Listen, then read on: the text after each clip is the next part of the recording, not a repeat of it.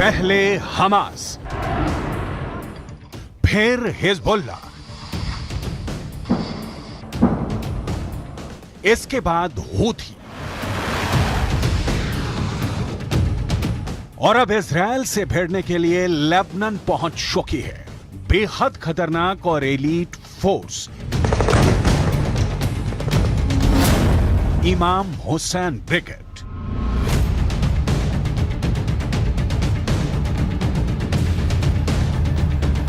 Israel के सैनिक 24 घंटे हर सेकंड आंखों में तेल डालकर इजरायल और लेबनान की बॉर्डर की सुरक्षा कर रहे हैं। और ऐसे वक्त में इजरायल को एक बड़ी खबर मिली है। यह खबर नेतन्याहू के लिए मुसीबत पैदा करने वाली है।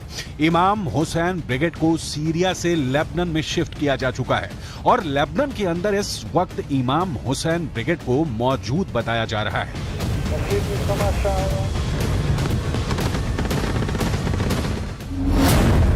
यह दावा इजरायल डिफेंस फोर्स के अरबी भाषा के प्रवक्ता अविचाई अद्राई ने एक ट्वीट के जरिए दी है। ट्वीट में लिखा गया है कि हाल के हफ्तों में इजरायल के खिलाफ हिजबुल्लाह के बुरी तरह से फेल होने के बाद अब इमाम हुसैन ब्रिगेड सीरिया से लेबनान आ गई है और इसका लीडर जुल्फिकार है। इमाम हुसैन ब्रिगेड को भी ईरान फंड करता है और दावा यह किया जाता है कि यह इमाम हुसैन ब्रिगेड ईरान के सबसे ताकतवर सेना इस्लामिक रिवॉल्यूशनरी गार्ड को रिपोर्ट करती है।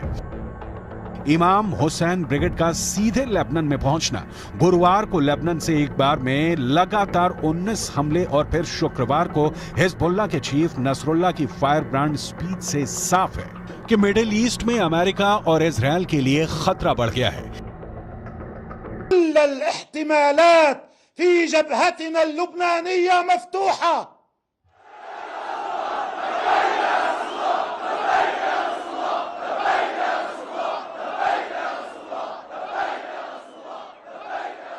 وأن كل الخيارات مطروحة ويمكن أن نذهب إليها في أي وقت من الأوقات. ईरान के राष्ट्रपति इब्राहिम रईसी पहले ही चेतावनी दे चुके हैं कि गाजा पट्टी को क्रॉस करके इजरायल ने रेड लाइन क्रॉस कर दी है। अगर गाजा पर ग्राउंड ऑपरेशन के दौरान हमास, फिलिस्तीन और हिजबुल्लाह ने एक साथ इजरायल पर हमला किया तो इनको रोकना इजरायल के लिए बहुत बड़ा चैलेंज बन जाएगा।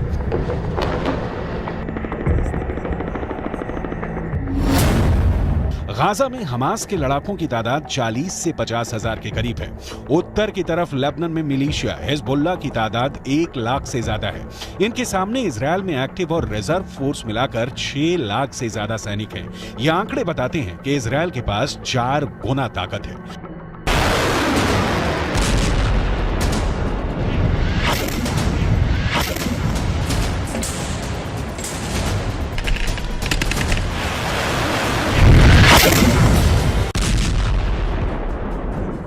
लेकिन हिजबुल्लाह के चीफ नसरुल्लाह से फिर भी अमेरिका घबराता है, क्योंकि नसरुल्लाह के पास अपने ओजस्वी भाषणों के जरिए बड़ा संगठन खड़ा करने की और सैनिकों में जोश भरने की अद्भुत क्षमता है।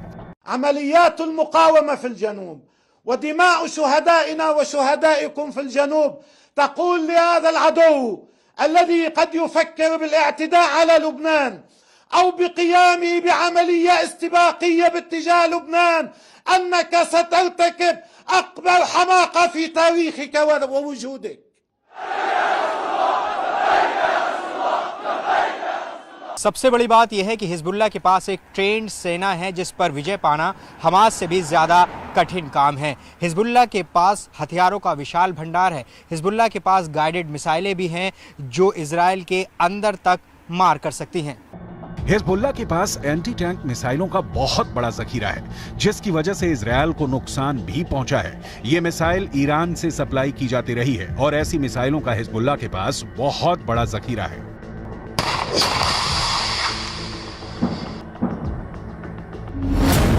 हिजबुल्लाह ने 3 तरह की एंटी टैंक गाइडेड मिसाइल इस्तेमाल की। ये है कॉर्नेट, इसकी रेंज 5 किलोमीटर तक है। ये रूस की मिसाइल है, लेकिन अब ईरान इसका देसी वर्जन देहलाविया तैयार कर चुका है और ऐसी बहुत सी मिसाइल अब हिजबुल्लाह के पास हैं। दूसरी है BGM-71 TOW anti tank guided missile, range है 3.5 किलोमीटर। यह अमेरिका में बनी मिसाइल है, लेकिन अब इसकी नकल ईरान तैयार कर रहा है और उसने हिजबुल्लाह को सप्लाई की है। तीसरी है 85 कॉनकोर्स, रेंज 4 किलोमीटर। यह भी रूस ने बनाई है और अब ईरान में ये दोसान नाम से तैयार की जाती है।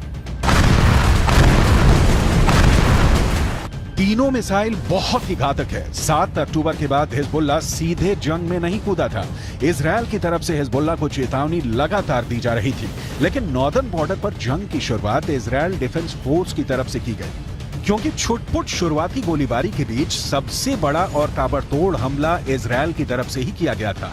हिजबुल्लाह के लड़ाकों की मौत जब शुरू हुई, उस वक्त भी हिजबुल्लाह पसुपेश में था, क्योंकि तब तक भी उसे नसरुल्लाह की तरफ से कोई साफ आदेश नहीं मिला था।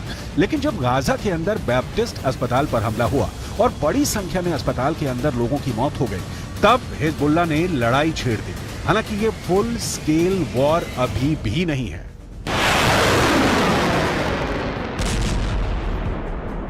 और इस 3 हफ्ते की लड़ाई में हिजबुल्लाह के अब तक 50 से ज्यादा लड़ाके मारे जा चुके हैं। अक्टूबर के तीसरे हफ्ते में तो हिजबुल्लाह के 20 से ज्यादा लड़ाके मारे गए थे, जिसके बाद इस जंग में हिजबुल्लाह धीमा पड़ता नजर आया, लेकिन बाद में धीरे धीरे वो इस जंग में फिर वापस आ गया। ईरान कभी अपनी जमीन पर युद्ध नहीं लड़ेगा, क्योंकि उसके रणनीतिकार बहुत होशियार हैं। ईरान की सरकार यमन, इराक और सीरिया को जमीन का इस्तेमाल करके अमेरिका और इजरायल के ठिकानों पर हमला कर रही है।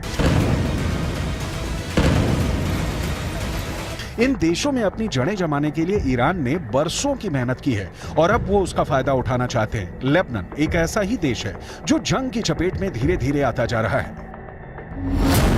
लेबनान के अखबार नहार नेट ने यह रिपोर्ट किया है कि इजरायल ने ब्लीडा इलाके के पूर्वी बाहरी इलाके में फास्फोरस बम से हमला किया है, जिसकी वजह से वहां मौजूद आसपास के जंगलों में भारी आग लग गई थी। इन फास्फोरस बमों से लगी आग लंबे इलाके में फैले जंगलों तक फैल गई, जिससे भारी नुकसान हुआ। इजराइल की तरफ से लगातार ये कहा जा रहा है कि लेबनान हिजबुल्लाह के कंधों पर बंदूक रखकर जंग में कूदने का जोखिम ना उठाए, क्योंकि इस बार लेबनान बहुत बुरी तरह जंग की चपेट में आएगा और फिर ये कहकर पल्ला नहीं झाड़ सकता कि इस जंग में उसे हिजबुल्लाह ने घसीटा है। इजरायल के प्रधानमंत्री बेंजामिन नेतन्याहू पहले ही ये कह चुके हैं कि लेबनान को इस बार ऐसा जवाब दिया जाएगा कि वो दूसरी जंग लड़ने के काबिल ही नहीं बचेगा। שאתם עושים פה ומה ששמעתי עכשיו מהמפקדים שלכם זה דבר חשוב מאין כמוהו. אתם הורגים אנשי חיזבאללה שמנסים לתקוף את קו החזית שלנו. אני לא יודע עכשיו, כשאני נמצא איתכם, אני לא יכול להגיד לכם כרגע אם חיזבאללה יחליט להיכנס בצורה מלאה למלחמה. नेतन्याहू के अलावा इजरायल के रक्षा मंत्री योव गैलेंट पहले ही कह चुके हैं कि इस युद्ध में इजरायल का बदला ये तय करेगा कि अगले 75 साल तक इजरायल की जमीन पर रहेगा या नहीं। अभी तक हिजबुल्लाह के 50 से ज्यादा लड़ाकों के मारे जाने की खबरें आ चुकी हैं, लेकिन इसके बावजूद भी इजरायल के रक्षा मंत्री ने बयान ये दिया है कि अभी वो युद्ध को विस्तार नहीं देना चाहते। מנהלים מלחמה בחזית הדרומית כנגד חמאס. אנחנו מוכנים לכל התפתחות בצפון.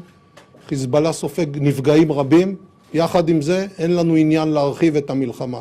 אם נידרש לעניין הזה, נדע מה לעשות, הכוחות מוכנים בהגנה.